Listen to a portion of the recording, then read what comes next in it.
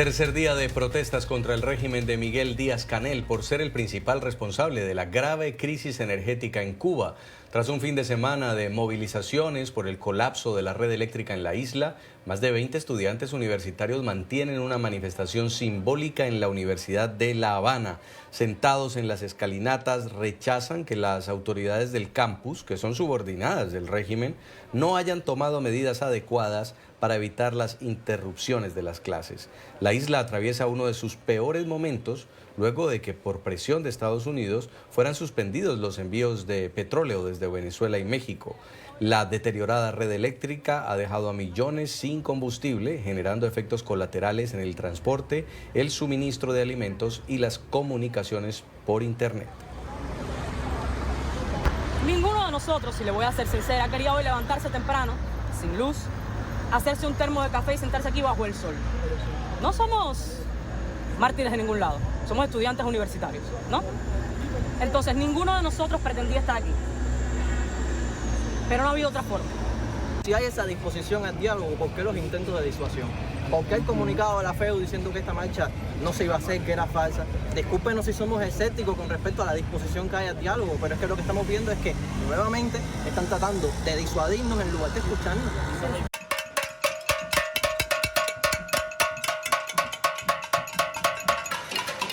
Y así, completamente oscuras son las noches para millones de cubanos por la falta de electricidad y la precariedad a las que los tiene sometidos el régimen. En La Habana y otras capitales con permanentes cacerolazos protestan por la agobiante situación mientras esperan una salida definitiva que conduzca al fin de la dictadura que ha controlado a la isla por casi 70 años.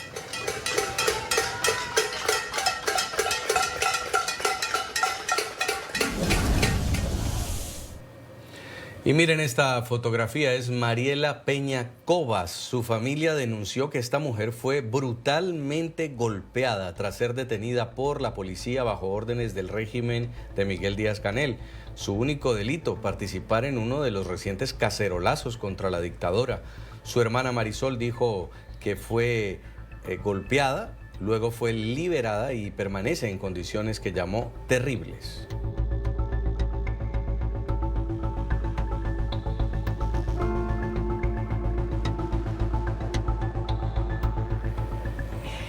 Los datos confirman una tendencia al alza en las protestas en la isla, en Cuba. Según el Observatorio Cubano de Conflictos, en 2024 se registraron 8.443 protestas, una cifra que aumentó en 2025 hasta 11.268, lo que representa un incremento de cerca del 25%. El pico se produjo en diciembre de 2025 cuando se documentaron 1.333 protestas en un solo mes, la cifra más alta registrada hasta ahora. Si observamos el mapa, las protestas y denuncias se concentran principalmente en La Habana, con 461 casos, seguida de Matanzas, con 137, Holguín, con 72, Santiago de Cuba, con 69, Guantánamo, con 41 y Villa Clara, con 34. Datos que reflejan un aumento del descontento social en distintas regiones de la isla.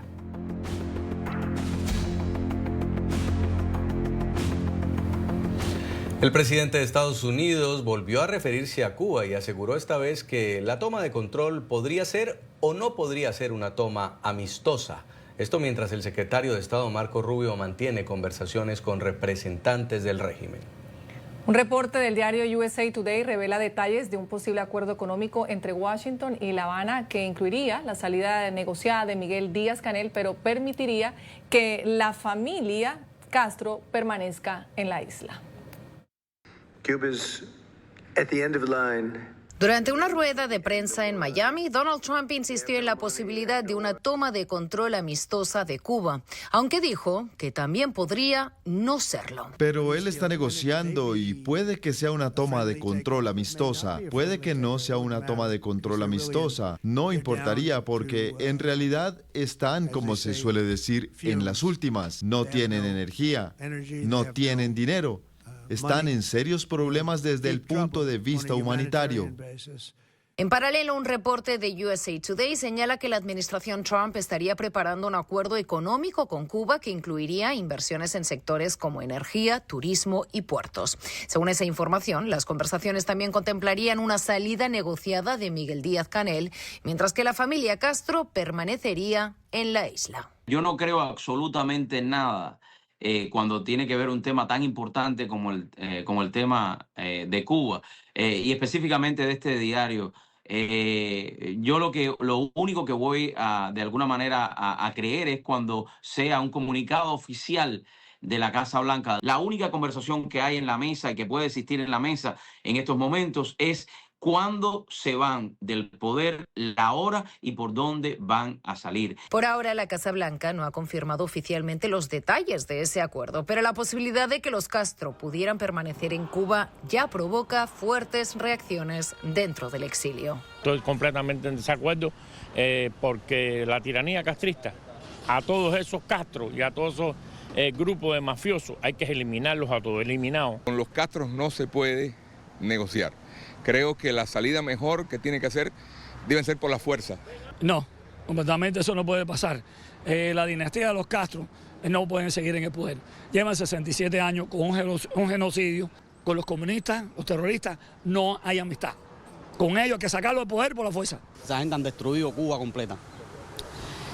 Lo más importante que es la alimentación. Tú sabes lo que es un niño levantarse por la mañana y no tener un vaso de leche para tomar, para ir a la escuela, desayunar y poder ir a la escuela. La diáspora cubana insiste en que cualquier transición debe significar el fin definitivo del castrismo. ¡Libertad! ¡Libertad! ¡Libertad! El gobierno de Guyana anunció que Cuba retiró sus brigadas médicas del país, pese a que Georgetown mantenía conversaciones con La Habana sobre este tema, tras semanas de especulaciones sobre el fin de este programa por la presión de Estados Unidos sobre el régimen castrocomunista.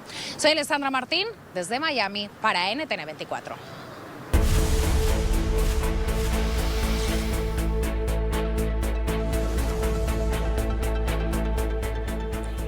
Este es nuestro tema de análisis hoy en el informativo USA. Saludamos a Julio Schilling, politólogo y director de la publicación Patria de Martí. Señor Schilling, bienvenido. Muchas gracias por atendernos. No, el placer todo mío. Gracias a ustedes por la invitación. ¿A qué se refiere exactamente el presidente Donald Trump cuando dice que podría ser o no una toma de control amistosa?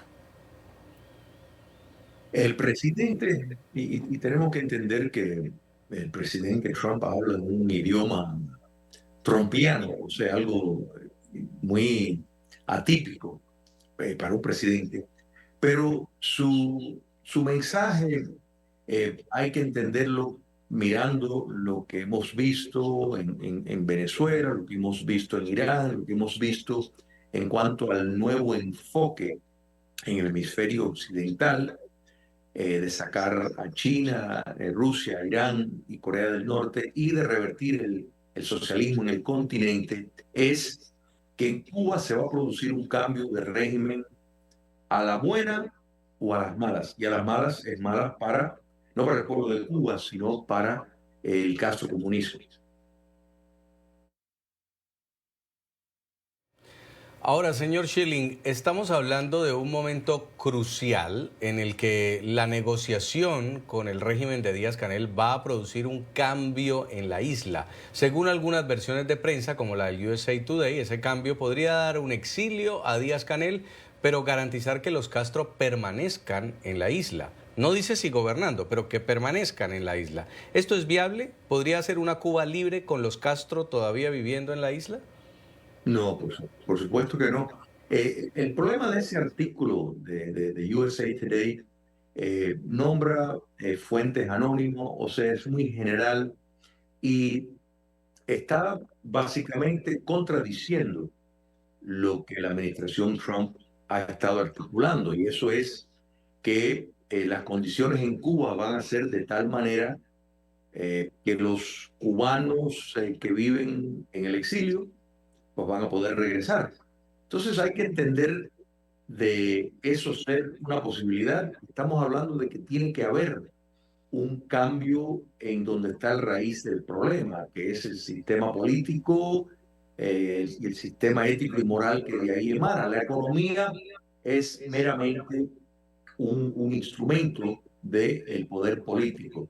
Entonces, no me imagino que en Cuba se vaya a establecer un modelo chino castrista o el putinismo a la cubana. No me imagino que esos son los proyectos de los Estados Unidos cuando habla de encontrar libertad y buscar esa salida. Ahora, la cuestión está si adoptarán lo que parece ser el modelo venezolano, o sea, dejar que el régimen propiamente se vaya desmontando, buscar una estabilización económica y posteriormente la era democracia, que esa era ya no excluye procesos de justicia transicional, descomunización, ilustración, etcétera, donde figuras tenebrosas y criminales del régimen, y aquí de nuevo, tanto en el caso cubano como el venezolano, podrían y deberían de enfrentar, tener una rendición de cuentas por sus crímenes de lesa humanidad.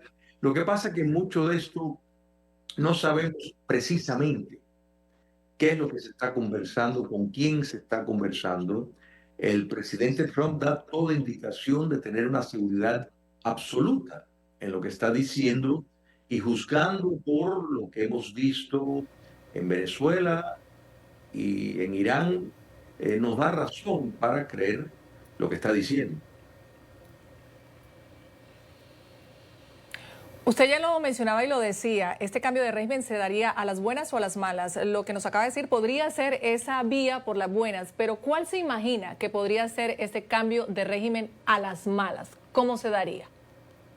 Encauzamientos, no solo a Raúl Castro, en el caso de él sería reactivar, sino encauzamientos por otras figuras del poder dictatorial y la búsqueda de esas personas por cuerpos estadounidenses en una operación similar, pero mucho más fácil que lo que fue en Venezuela. Y esto ha sido un tema que el presidente constantemente ha hecho eco a través de numerosas entrevistas formales e informales.